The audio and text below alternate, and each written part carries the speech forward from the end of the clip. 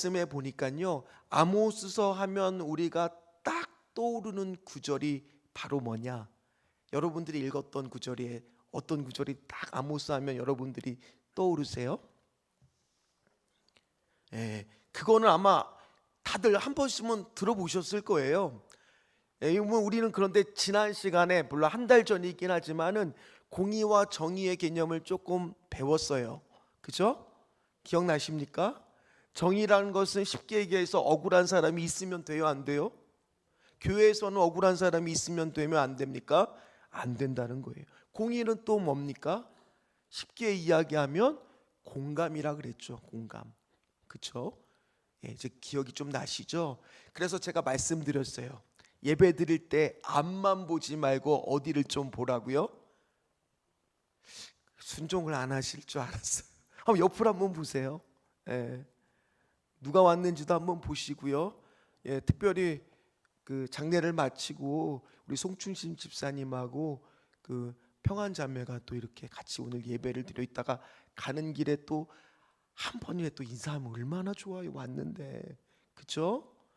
예, 그럼 말에 또 따라주실 거라고 믿습니다. 자, 어떤 성도가 이제 신앙생활 하면서 에피소드를 하나 올렸어요. 그래서 어떤 글을 올렸냐면 이제 예배 시간이 늦게 온 거예요. 늦게 오다 보니까 주로 이제 앞에 앉지를 못하고 어디에 보통 앉아요? 뒤에 앉거나 아니면 2층에 예배 있으면 2층 예배당 쪽으로 보통 올라가잖아요. 그런데 알다시피 뒤로 가면 갈수록 보통 우리가 어른들이 많이 얘기하죠. 앞자리가 무슨 자리라고요? 이거 다 잘하시면서 왜 다 금자리에 안 앉으세요? 앞으로 오시면 되겠네, 다음부터는요. 그죠?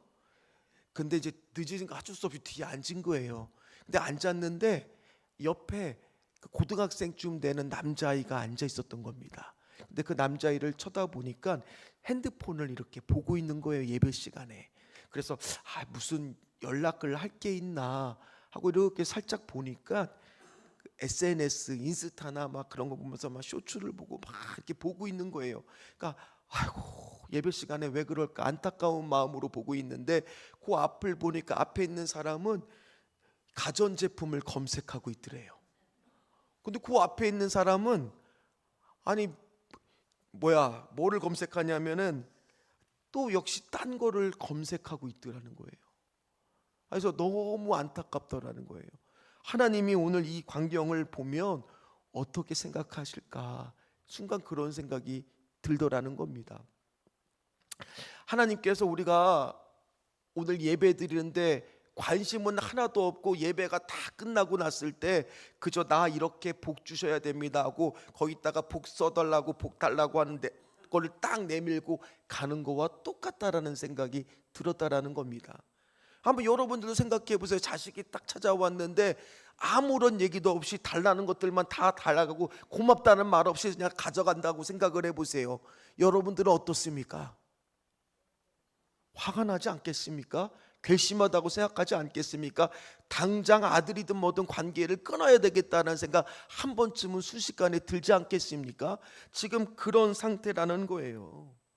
그리고 더 놀라운 것은요, 그 고등학생이 갑자기 이렇게 봉지를 툭 뜯더니만 감자칩을 아그착 씹어 먹던 거예요. 근데 너무 예배 시간이 조용하니까 그 소리가 너무 크게 들리는 거예요. 그러니까 이 사람이 생각해도 이건 아닌 것 같다. 그래서 톡톡톡톡 치면서 소리가 너무 커요. 그러니까 걔도 그치 고등학생도 민망했는지 뚜껑을 다시 덮고 그리고 그 다음에 예배를 좀 잘 들으면 좋겠는데 그 다음에 한 일이 뭔지 아세요? 3단 콤보 있잖아요. 예배 시간에 엎드려서 이제 자는 거예요. 그러니까 이분이 너무 마음이 안타까운 거예요. 그래서 기도가 나오더라는 거예요. 하나님, 저 고등학생 어린아이도 예수님을 꼭 만나게 해주세요. 그리고 저 앞에 있는 예배 시간에 가전제품 검색하고 그 앞에는 옷 같은 거 이 쇼핑 검색하는 저들도 하나님께 예배하는 자들이 되게 해주세요라고 이분이 기도했다라는 거예요. 근데 왜 이런 일들이 벌어질까? 가만히 보면 지금 이 시대도 비슷해요. 뭐가 없느냐? 하나님을 경외하는 마음이 없어진 거예요. 하나님을 두려워하는 마음이 없어지기 시작하는 거예요. 하나님은 뭐라고 말씀하셨느냐? 사무엘상 2장 30절 말씀을 한번 띄워주십시오. 빨간 부분만 같이 읽겠습니다. 나를 존중히 여기는 자를 내가 뭐라고 여긴다고? 존중히 여기고 나를 멸시하는 자를 내가 경멸하리라. 우리 어렸을 때 막 집안에서 막 뛰어놀고 시끄럽게 막 하고 있으면은 어머님이 한 말씀 하거든요. 쉿, 아빠 지금 집에 계셔. 그런 말 들어보셨죠? 그러면 막 놀다가도 아빠한테 혼날까 봐 어떻게 해요? 조용히 하잖아요. 그게 경외예요. 존경하고 존중하는 마음으로 그를 높이려고 하는 그 마음이 지금 예배 가운데 우리 안에 있어야 될 줄 믿습니다. 근데 오늘 말씀을 보니까 오늘 어떻게 시작하는지를 보십시오.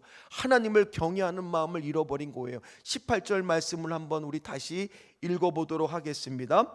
화 있을진적 여호와의 날을 사모하는 자여 너희가 어찌하여 여호와의 날을 사모하느냐?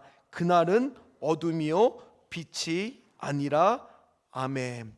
뭐라고 시작합니까? 화 있다. 이게 무슨 뜻이냐면 쉽게 얘기해서 지금 애탄하면서 뭐라고 외치는 거랑 똑같느냐? 아이고 그 예배드리는 태도를 보고 저 뒤에 늦게 온 그 사람이 너무나 안타까운 마음으로 하나님을 예배하는 자리가 어찌하면 이렇게 됐단 말이냐, 그런 애담는 마음이 생겼던 것처럼 오늘 아모스 선지자도 어떤 마음으로 말하고 있는 거예요? 아이고 어떻게 하면 좋겠냐, 그런 마음으로 말씀을 시작하고 있는 거예요.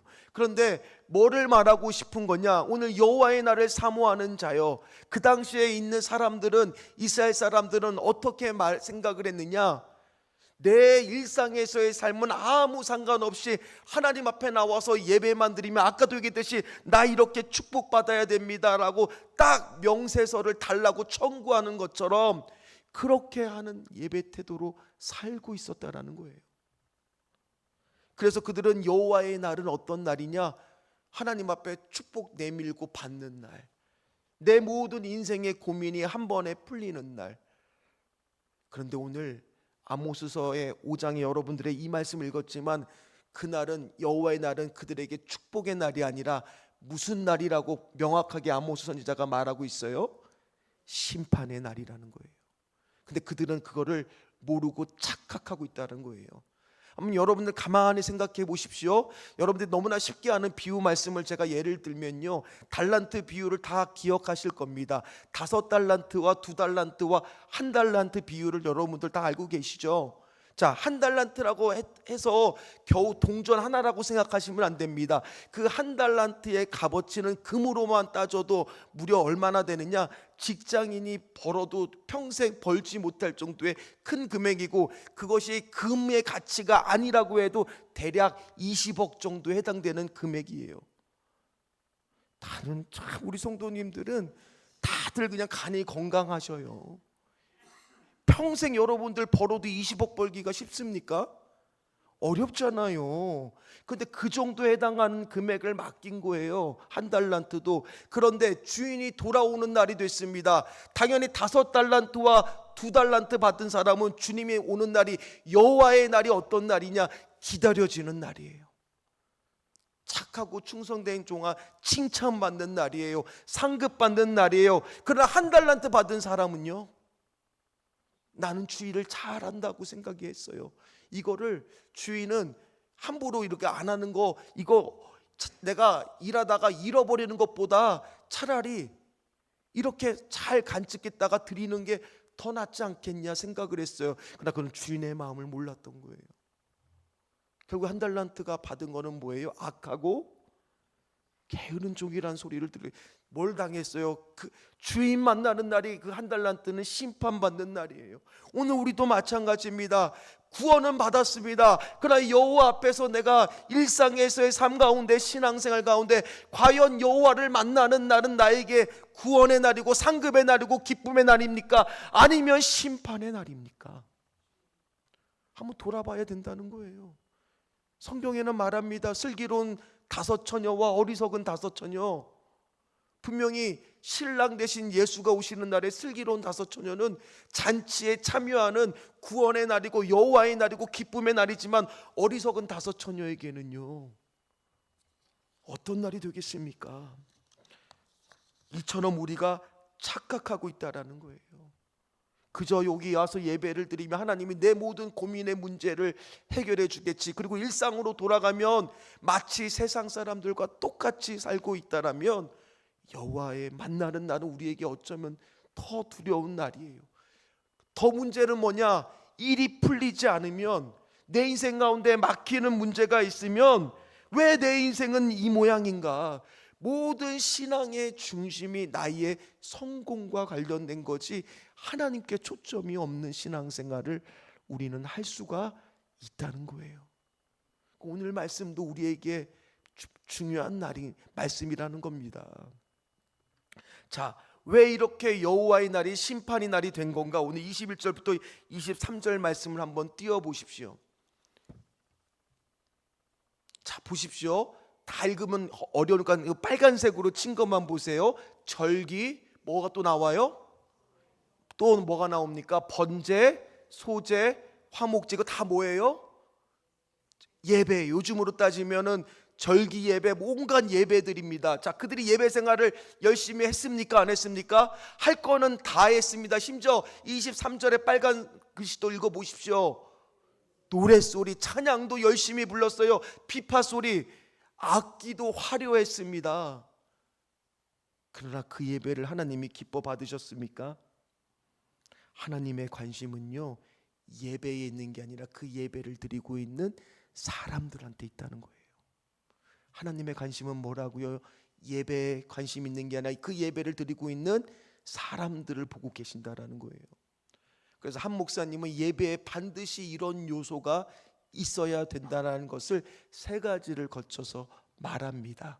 어떻게 말씀하셨느냐? 첫째, 뭐가 있어야 되냐? 하나님 앞에 죄인으로서는 자기 인식과 회개가 있어야 합니다.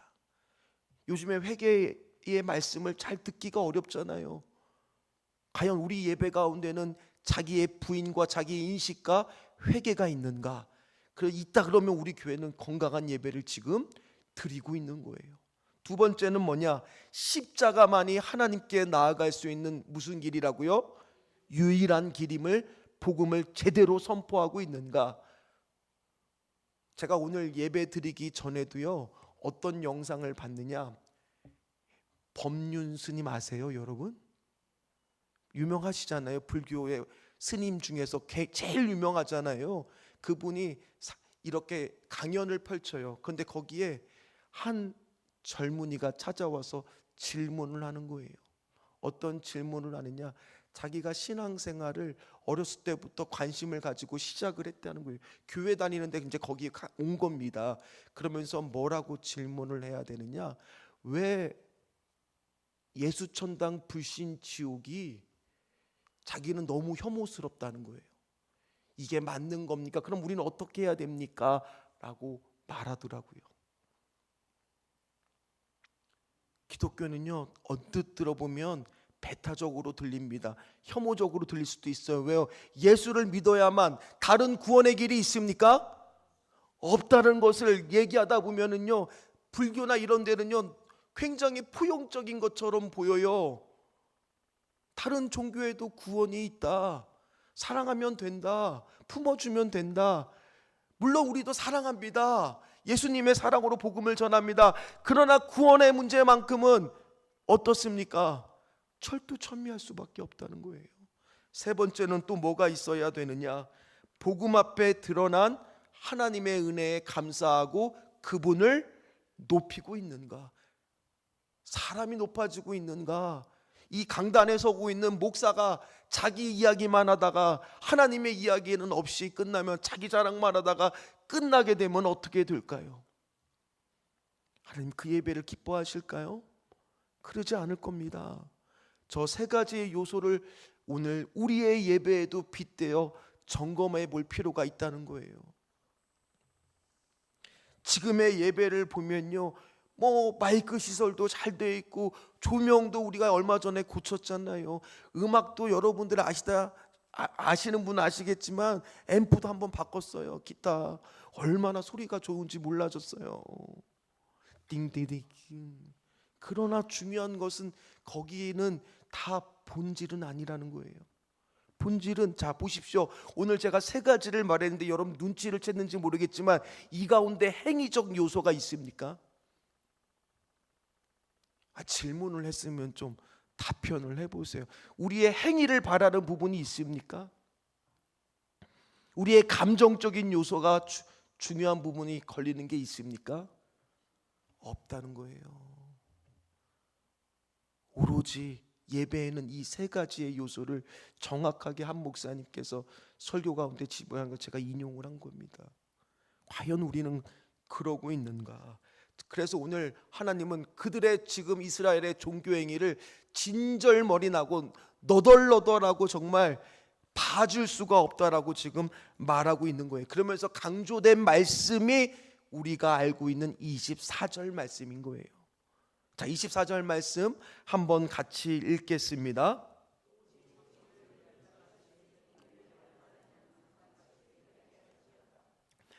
그러면 우리는 우리의 삶 가운데 과연 이 말씀을 실천하고 이 자리에 와서 예배를 드려야 된다는 거예요. 그게 무슨 말이냐? 나는 과연 신앙생활을 거듭하면 거듭할수록 사람들과의 관계에서 불편한 것이 아니라 다른 사람들의 모습을 보면 안타까운 마음이 생기고 영혼 구원에 대한 간절한 한 영혼에 대한 소중함이 생기고, 가정에 돌아가면 남편과 아내의 관계는 신앙생활을 하면 할수록 어때야 돼요? 나빠야 돼요? 좋아야 돼요? 거짓말이 아니라 저는 요즘에 너무너무 더 아내가 좋습니다. 이렇게 말해야죠. 저도 진짜 좋아요.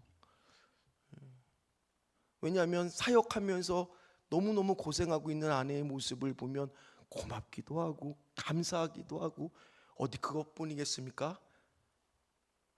이 목회를 하면 할수록 우리 성도들이 이뻐 보여야 될까요? 안 이뻐 보여야 될까요? 좋아져야 될까요? 안 좋아져야 될까요? 좋아져야 되는 거예요. 여러분, 정의와 공의가 어려운 것이 아닙니다. 나는 과연 어려운 사람들을 보면은 내가 신앙생활을 하면 할수록 더 안타까운 마음들이 생기고 있는가?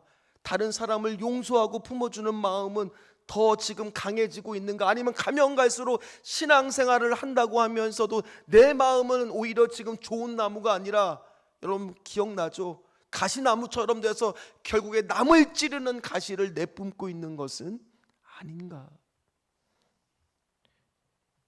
그저 남의 약점이 보이면 그거를 파서 막 뒤에서 얘기하는 게 아니라, 아이고 그래 어죽하면 그러겠어, 그럴 수 있지, 이렇게 말하시는 분들인가? 여러분도 신앙생활 저보다 오래 하신 분들이 여기 얼마나 많으시겠어요? 한번 점검해 보시라는 거예요. 나는 과연 정의와 공의를 지금 행하는 가운데 예배하고 있는가? 하나님은 그렇게 행하는 자들의 예배를 지금 뭐 한다는 거예요? 받으신다라는 거예요.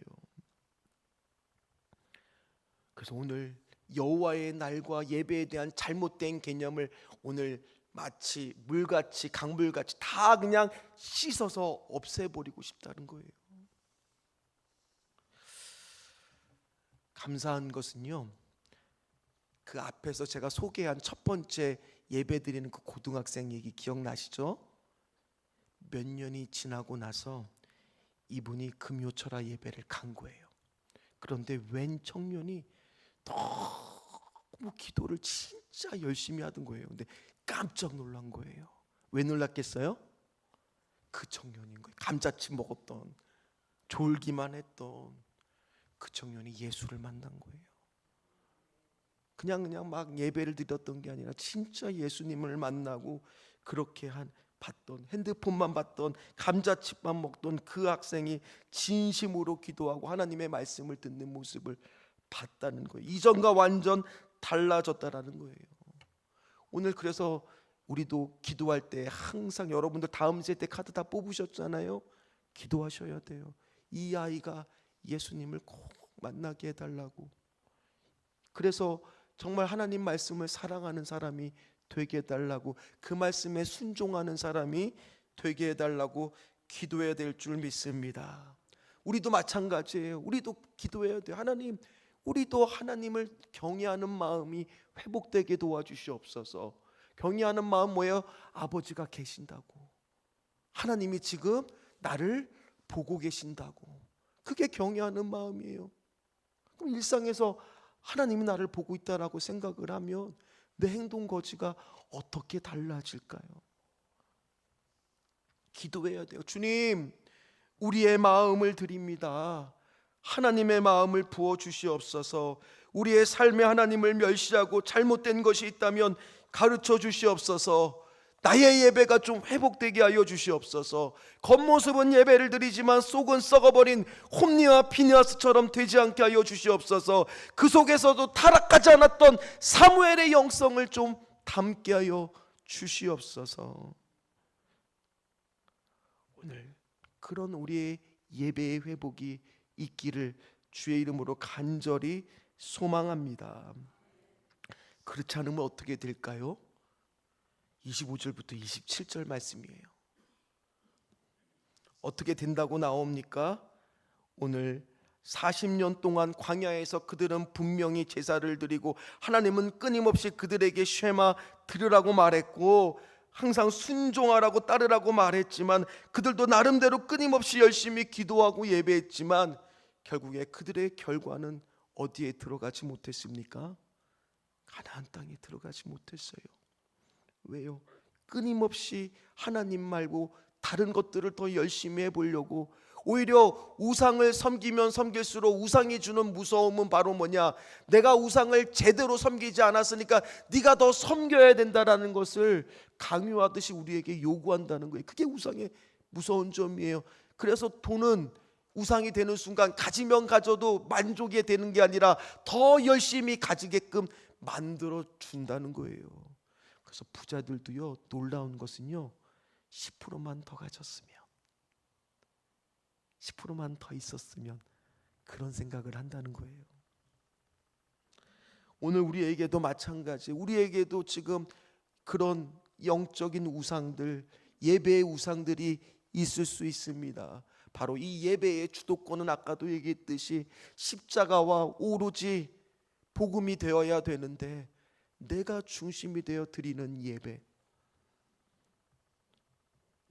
바로 내가 원하면서 드리는 예배, 그런 예배가 우리 안에 없는지 돌아보시는 저와 여러분들 다 되시기를 주의 이름으로 축원합니다. 여러분들에게 한 가지 기쁜 소식은 제가 오늘 설교를 엄청 짧게 준비했다는 거예요. 아멘 나올 줄 알았어요. 이럴 때는 결론입니다. 오늘 우리는요, 저는 이 말을 하면서도 두려웠어요. 여러분 아마 이 말 다 들어봤을 거예요. 삶이 예배가 되어야 한다. 이 말 한 번쯤은 다 들어보셨죠? 근데 그 말이 갑자기 두려워지기 시작했어요. 왜? 오늘 말씀이 정의와 공의가 과연 너의 삶 속에는 있느냐? 과연 나는 슬기로운 다섯처럼 주님이 오시는 그날이 진짜 여호와의 날이 나에게는 기쁨의 날이 되고 상급을 받는 날이 될 것인가? 오늘 내가 드리는 이 예배도 나만의 축제, 나만의 기분으로 드리는 예배는 아닌가? 온통 내가 듣고 싶은 설교만 잘 들리고 회개해라, 뭐 순종해라 이런 얘기하면은 그냥 귀를 틀어막고 에이 그냥 나하고 그냥 오늘 목사님 설교가 그냥 글렀네, 이렇게 판단하고 있지는 않은가? 과연 나는 오늘도 정의와 공의가 나를 통해서 다른 이웃들에게 흘러가고 있는가? 결국 결론은 하나더라고요. 바로 뭐냐? 예수님의 모습을 닮아가고 예수님의 마음으로 예배하고 예수님의 마음으로 살아가는 것, 그것이 우리가 회복해야 될 한 가지인 줄 믿습니다. 오늘 저와 여러분들이 다 그런 주님의 기쁨 되시기를 주의 이름으로 축원합니다. 우리 찬양을 바꿔서 나 주님의 기쁨 되기 원하네로 같이 하도록 하겠습니다.